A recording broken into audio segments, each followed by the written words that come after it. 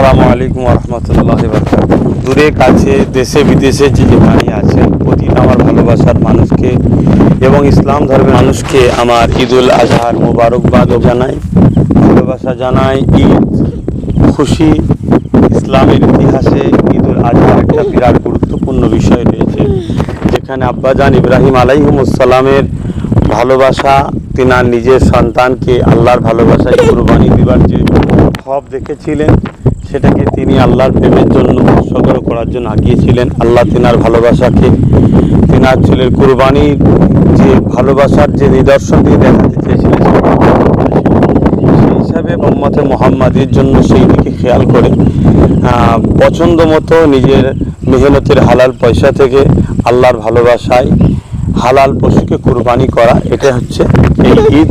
কুরবানি আল্লাহর খুশির জন্য সেই জায়গাতে চেষ্টা করবেন যাতে করে লোক দেখানো না হয়, আল্লাহর খুশির জন্য করবেন, রেশারেশি যেন না হয়। এবং ওই কুরবানি যেটা সিন্নি যেটা হয় তাবারু, সেটা ভালো প্যাকেট করবেন আত্মীয় স্বজন গরিব মিসকিনকে দেওয়ার জন্য।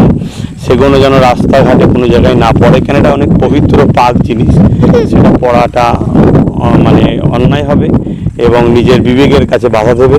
পাশাপাশি এটাও বলবো, যখন আপনারা বাইকে করে কোনো অতিথির বাড়ি আত্মীয়র বাড়ি যাবেন, সেই জায়গায় যাতে রাস্তাঘাটে পড়ে না যায় সেদিকে খেয়াল রাখবেন। এবং আপনারাও বাইক আস্তে সুস্থে চালাবেন, বেশি জোরে চালাবেন না, কেন অনেকে আপনার অপেক্ষায় রয়েছে, তো সেই দিকটা খেয়াল রাখবেন। দেখা যায় এমন অনেক ভাইরা খুব স্পিডে বাইক চালায়, সেখানে অঘটন ঘটে যায়, এগুলো যেন না হয়।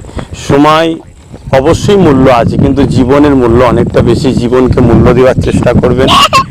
আরও বিষয় আছে, যে কোনো শরিয়া সম্মত মশলা মশাইলের ব্যাপার, যেগুলো অবশ্যই আমরা যারা দিন ইসলামের অনুসারী মানুষ তারা জানি, সেগুলোকে পালন করবেন।